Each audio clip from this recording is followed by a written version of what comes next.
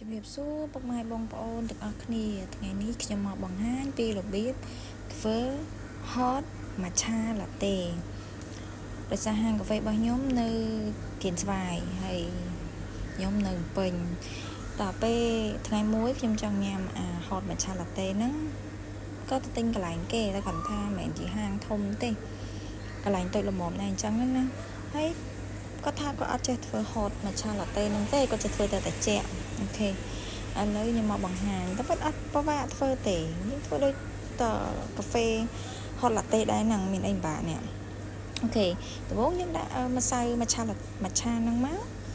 ហើយយើងលាយមួយទឹកក្តៅបន្តិចហើយសម្រាប់ខ្ញុំចូលចិត្តញ៉ាំជាមួយនឹងម្សៅដោះគោចឹងយើងលាយម្សៅដោះគោបន្តិចមកតាមចំណង់ចំណូលចិត្តរបស់យើងមកហើយម្សៅ matcha នេះខ្ញុំយកឲ្យសុទ្ធណាអញ្ចឹងវាមានជាតិចត់អញ្ចឹងតោះតែយើងលាយជាមួយនឹងម្សៅដោះគោបន្តិចមកដល់វាមានជាតិខ្ទិះឈ្ងុយហើយយើងចង់ផ្អែមយើងដាក់ស្ករមកទឹកស្ករមិនណាចឹងខ្ញុំដាក់ទឹកស្ករមិនតែបន្តិចទេដោយសារខ្ញុំអត់សូវចិត្តផ្អែមខ្លាំងតាបន្ទាប់មកយើងមកsteam ដោះគោនេះឃើញអត់មានអីបាក់ steam ដោះគោមកដោះគោនេះយើងត្រូវវាត្រជាក់ណាបាទយើង steam ឡើងល្អដោយសារតែដោះគោនេះយើងប្រើតែដោះគោអត់តែដោះគោស្រស់ទេយើងប្រើតែដោះគោកតាហោពេលចឹងទៅ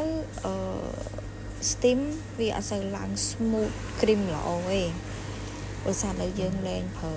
តែដោះគោផ្ទះលេខ2ពេលអញ្ចឹងយើងប្រើអាដបនឹងឯងហើយសម្រាប់ដោះគោខ្មែរឥឡូវដាច់ stock បបាក់រកទិញមែនតើឃើញគាត់ពុំនៅក្នុងពេញទេអូខេចឹងនេះអត់មានអីបាក់ទេ